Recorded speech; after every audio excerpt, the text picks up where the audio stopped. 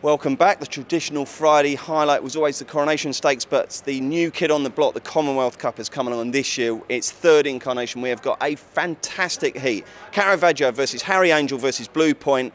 Plenty of other runners as well if you fancy taking the front three on. I don't. I think this is going to be a fantastic race. And Paddy, how do Paddy Power bet?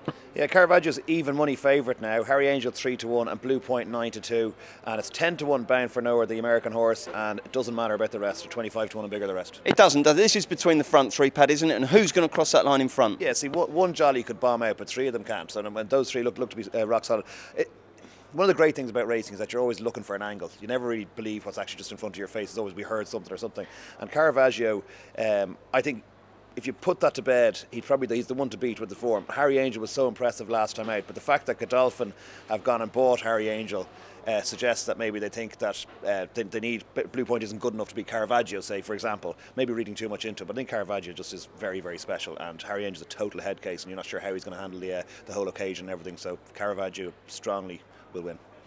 It's interesting, Caravaggio, Tony. I mean, the form's yet to really be stood up, isn't it? But visually, he just looks an absolute concord, doesn't he? He does indeed. He was explosive in the Coventry last year. He only ran once more in the Phoenix Stakes, which was a very weak Group 1, tied with the opposition, had a little setback. They were going to run him again, but decided to put him away until this year. Won very easily on his reappearance at Naas. I think he's one of our big hopes of the week. I love him. I think. Do you think it evens his value? I do, and that's not really my sort of price, but I think he's going to be very, very hard to beat. That instills confidence. David, how are you seeing this? It's some race, this, isn't it? It's tremendous, and I think you should stress this is a 4-horse race, not a 3-horse race. This Wesley Ward horse, Bound for Nowhere.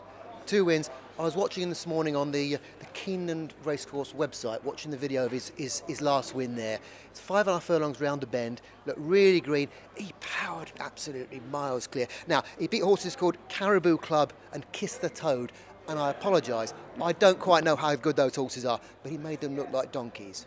He's a double-figure price. Each way, he's got to beat one of the big three, and I think there's every chance he's going to be good enough to at least to do that. So, I appreciate Caravaggio is a really good horse, but back in even money horse whose form may not be that solid, or back in this horse each way to beat one of them, I know that's where the value lies. David Carr going for Bound for Nowhere. This is going to be fascinating. Cannot wait for the Commonwealth Cup. Cannot wait for my phone to get back in portrait mode so I can see what we've got next. It's the Coronation Stakes, the aforementioned.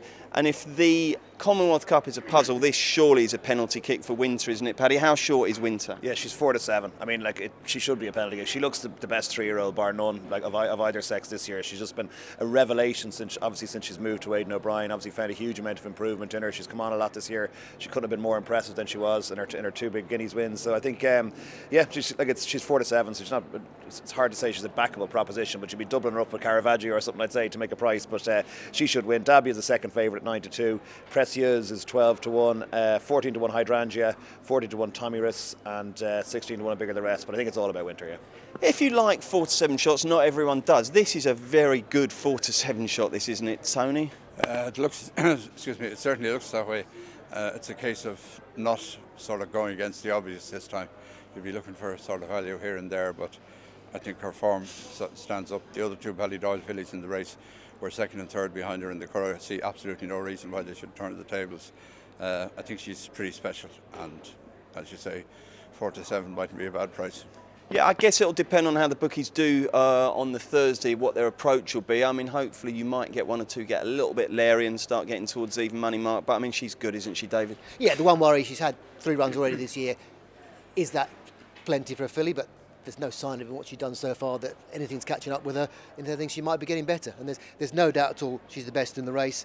Dabby, a bit unexposed, she might have more to come, but she's got an awful lot to find. And if she does drift out to the 10 to 11, dare we hope even money, it's hard to see her getting beaten. Can we get some evens? Can we get some evens? Keep dreaming, lads, I tell you. Is that impossible? No chance. The double with Caravaggio works at about 2-1, so that might be as good as you can get. And there are no issues about the ground for Winter, but it was good to firm at Newmarket. So no one's taking on Winter. We'll be back with the Queen's Vase.